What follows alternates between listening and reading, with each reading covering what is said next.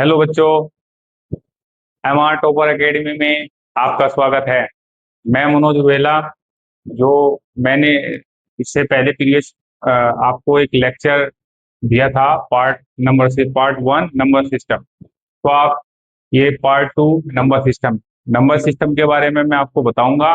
आप इस वीडियो को एंजॉय करिए। चलो चलें। देखिए, जो पार्ट 1 में चल रहा था उसी के बारे में आप लोगों को थोड़ी डिटेल पढ़ा रहा हूं मैं। देखो, नंबर सिस्टम, संख्या पद्धति, very important of all exam. आप देखिए, जब नंबर सिस्टम शुरू होता है, नंबर सिस्टम एक बड़ा चैप्टर आता है, इसलिए इसके पार्ट बनाए गए हैं। और इसके पार्ट आप लोगों को समझाए जाएंगे।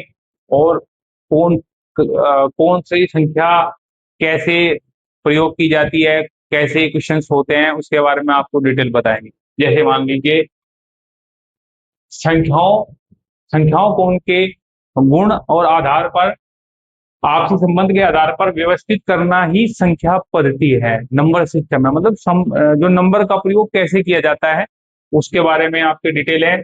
आज हम पढ़ेंगे प्राकृतिक संख्याएं, पूर्ण संख्याएं, पूर्णांक और परिमेय संख्याएं, अपरिमेय संख्याएं, वास्तविक संख्याएं और संख्या रेखा, दशमलव विस्तार, एलसीएम और एससीएम के बारे में, एलसीएम और एचसीएफ के बारे में, राइट। देखिए, प्राकृतिक संख्या क्या होती है उसके बारे में जानिए। जो प्रकृति से उत्पन्न संख्याएं हैं वो प्राकृतिक संख्याएं होती है। जैसे देखिए आप, जैसे मान लीजिए आप, पहले प्राचीन काल में तो प्राकृतिक संख्याएं नहीं हुआ करती थी, लेकिन ये आभास था कि ये एक है कोई वस्तु, ये दो है, ये तीन है, ऐसा आभास हुआ करता था। तो प्रकृति से उत्पन्न संख्या ही प्राकृतिक संख्याएं होती है। जैसे मान लो, पहले किसी को गिनती तो नहीं आया करती थी, ठीक है, लेकिन बाद में गिनती शुरू हुई, नंबर से 1 2 3 इस टाइप से आना शुरू हुआ। पहले क्या था, पहले क्योंकि गिनती बाद में आई है, इसलिए पहले जैसे मान लो, पहले एक को कैसे लिखा जाता था, एक को एक लिखा जाता था, एक नहीं लिखा जाता था। वैसे 10 को क्या लिखा जाता, 10 दशम लिखा जाता था संस्कृत में। तो प्राकृतिक संख्याएं हैं क्या उसके बारे में डिटेल देखिए। प्राकृतिक संख्याएं जिनका प्रयोग गिनती गिनने के लिए किया जाता था, जैसे 1 2 3 4 5 6, और ये अनंत तक जाएगा। गिनती जहां तक पहले गिनी जा सकती थी वहां तक गिनती गिनी जा सकती थी, ठीक है। तो इसमें जीरो नहीं आता, प्राकृतिक संख्याओं में जीरो नहीं आता। देखो, महत्वपूर्ण पॉइंट आपके लिए क्या है, सुनिए। सबसे छोटी प्राकृतिक संख्या एक है, क्योंकि जीरो तो नहीं आता, तो सबसे छोटी कौन सी होगी, एक। जीरो कोई प्राकृतिक संख्या नहीं है, जैसे मैं आपको डिफाइन करा है अभी। जीरो कोई प्राकृतिक संख्या नहीं है, नेचुरल नंबर नहीं है। संख्याओं के बीच अनंत जो संख्याएं होती हैं वो अनंत तक होती है, एक से लेकर अनंत तक जाती है संख्याएं। समझ रहे हैं मेरी बात को। जैसे प्राकृतिक संख्याएं कौन सी हो सकती है, एक से लेकर अनंत तक, मतलब एक से लेकर अनंत तक सभी प्राकृतिक संख्याएं होती है। जैसे 15 16 20 21 कुछ भी हो सकता है, ये सभी प्राकृतिक संख्या होती है। तो वन बाय वन मैं इस चीज को बताऊंगा, तो आप इस चीज को देखिएगा, ठीक है। देखिए, देखो, अब जो पूर्ण संख्याएं हैं, होल नंबर्स, उसके बारे में थोड़ा सा मैं डिटेल बता रहा हूं। पूर्ण संख्याएं क्या होती है, देखो, प्राकृतिक प्राकृतिक संख्याओं में अगर जीरो हम ऐड कर दे तो सभी सभी पूर्ण संख्याएं बन जाती है। जैसे देखिए, पूर्ण संख्याएं, जब प्राकृतिक संख्याओं में जीरो जोड़ दिया जाता है, जैसे 1 2 3 4 प्राकृतिक संख्याएं हैं, उसमें जीरो अगर ऐड कर दे, मतलब 0 1 2 3 4 5 अनंत तक, तो वे सभी की सभी पूर्ण संख्याएं बन जाती है। ठीक है, पूर्ण संख्या कैसे बनती है? प्राकृतिक संख्याएं प्लस जीरो अगर ऐड कर दे, 0 1 2 3 4 5 6 अनंत तक। ठीक, सबसे छोटी पूर्ण संख्या क्या होती है? क्वेश्चन आता है सबसे छोटी पूर्ण संख्या क्या है? सबसे छोटी पूर्ण संख्या है 0। ठीक है, समझ रहे हैं आप? सभी प्राकृत संख्याएं पूर्ण संख्याएं होती है। क्वेश्चन आता है कि बताइए कि क्या सभी प्राकृत संख्याएं पूर्ण संख्याएं होती है? आंसर है यस, सभी प्राकृत संख्याएं पूर्ण संख्याएं होती है। और ये संख्याएं 0 से लेकर अनंत तक जाती है। समझ रहे हैं इस बात को? सुनिए, 0 एक पूर्ण संख्या है, 25 एक पूर्ण संख्या है, 15 एक पूर्ण संख्या है। मान लो 0 से लेकर हम किसी भी संख्या को ले, मान लो 50 एक पूर्ण संख्या है, 45 एक होल नंबर है, लेकिन -1 एक पूर्ण संख्या नहीं है। जो भी माइनस आ गया वो पूर्ण संख्या नहीं है। ठीक है, देखियो बच्चों, हमने दो संख्याएं आपको बता दी, प्राकृत संख्याएं और पूर्ण संख्याएं, नेचुरल नंबर और होल नंबर। अब हम बताते हैं आप लोगों को पूर्णांक इंटीजर्स क्या होता है। जो अंक पूरा हो वो पूर्णांक कहलाता है, मतलब आधा नहीं, पूरा का पूरा हो। वो प्लस में भी हो सकता है और माइनस में भी हो सकता है, या वो 0 भी हो सकता है। अब क्वेश्चन क्या क्या है? क्वेश्चन में देखिए आप, पूर्णांक इंटीजर्स, देखो positive numbers and negative numbers plus 0, ये सारे के सारे पूर्णांक है। देखिए आप, पूर्णांक -3 -2 -1 और 0, +1 +2 +3, ये सब पूर्णांक है।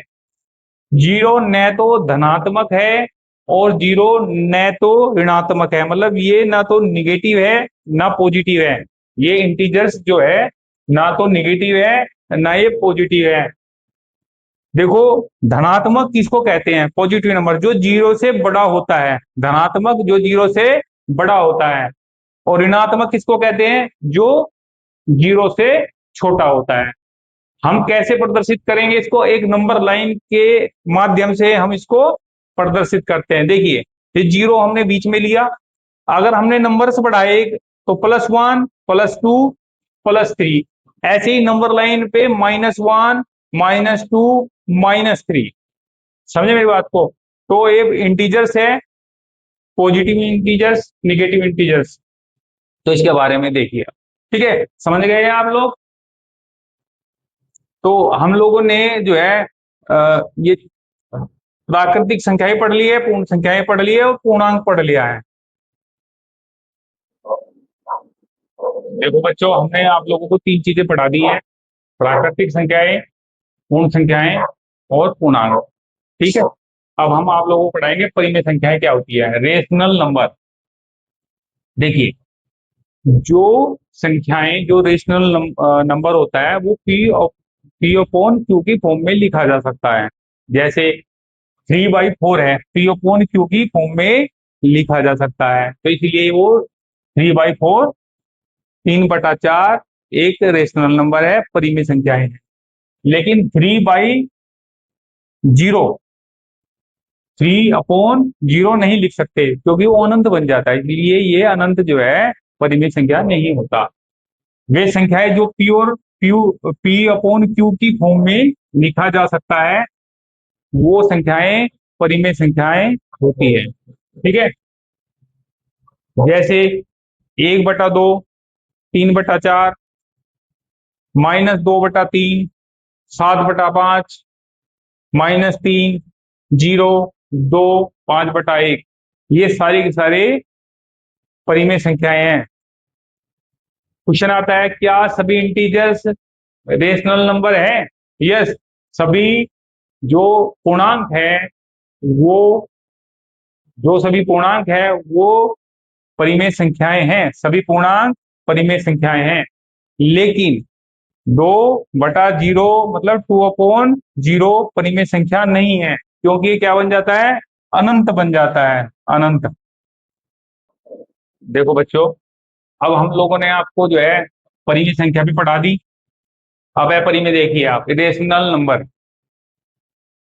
अपरिमेय संख्याएं, इरेशनल नंबर, वे संख्याएं देखो, पहले क्या था रेशनल नंबर? रेशनल नंबर कहते हैं जो पी और क्यू की फॉर्म में लिखा जाए वो रेशनल नंबर था। लेकिन जो पी और पी अपॉन क्यू की फॉर्म में नहीं लिखा जा सकता वो इरेशनल नंबर है, वो अपरिमेय संख्याएं हैं। जैसे √2, √3, √5, पाई, ठीक है, टू, या दशमलव का विस्तार 2.718, या कोई भी ऐसा विस्तार दशमलव का, डेसिमल का ऐसा कोई विस्तार, वो सब इरेशनल नंबर, अपरिमेय संख्याएं कहलाता है।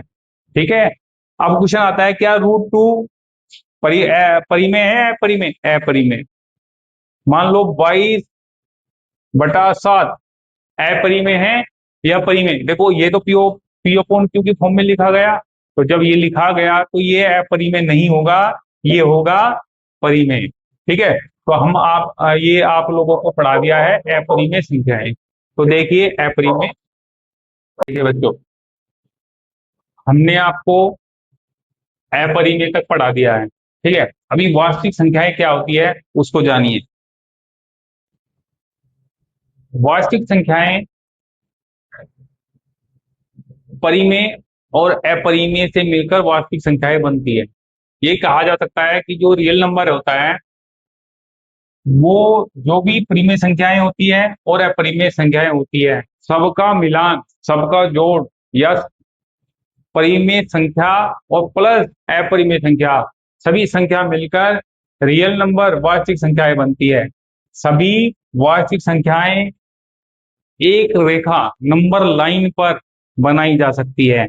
जैसे मान लो एक नंबर लाइन है, यहाँ पर 0 है, +1 है, +2, +3, ऐसे ही -1, -2, -3। अब मान लो अपरिमेय की बात करी तो रूट आया, रूट, तो रूट को नंबर लाइन पर दर्शाया जा सकता है, रूट को भी नंबर लाइन पर दर्शाया जा सकता है, एक विशेष पद्धति द्वारा रूट को भी दर्शाया जा सकता है। या -√3, मान लो -√3 है, क्या इसको दर्शाया जा सकता है? हाँ, जब प्लस रूट को दर्शाया जा सकता है तो माइनस को ऋणात्मक एरिया में दर्शाया जा सकता है। इसलिए वास्तविक संख्याएं परिमेय प्लस अपरिमेय मिलकर ही वास्तविक संख्याएं बनती है।